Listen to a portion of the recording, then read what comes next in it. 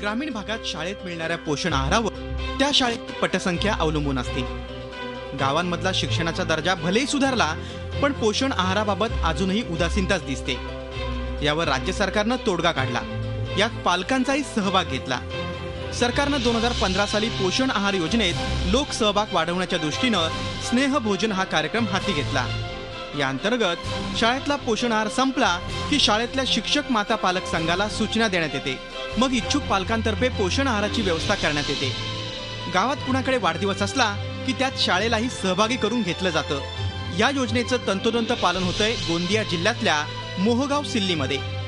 जिल्हा परिषद प्राथमिक आणि माध्यमिक शाळेत लोक सहभागातून आजवर 17 वेळा स्नेह भोजन देण्यात आलंय। आम्हाला शिक्षक सांगतात की आता समजा आमचा साठा संपलेला आहे आणि आपणास म्हणजे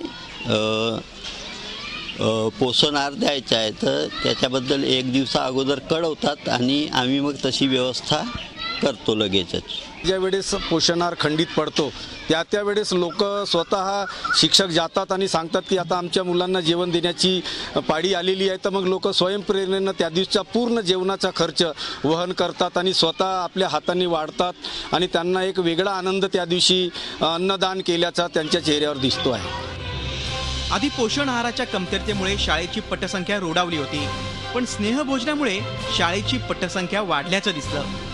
यापूर्वी समजा पोषण आहार संपला तर विद्यार्थ्याच्या उपस्थितीवर फार फरक पडत होता, कारण विद्यार्थ्यांना माहीत होतं की आता आपल्याला जेवण मिळणार नाही, त्याच्यामुळे आपण शाळेमध्ये जाऊन काय करायचं अशी मानसिकता विद्यार्थ्यांची होती।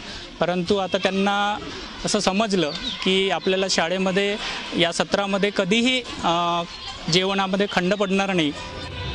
राज्यभरातल्या ग्रामीण भागात स्नेहभोजनाचा उपक्रम राबवला जात असला तरी याला गोंदिया जिल्ह्यात उदंड प्रतिसाद मिळतोय।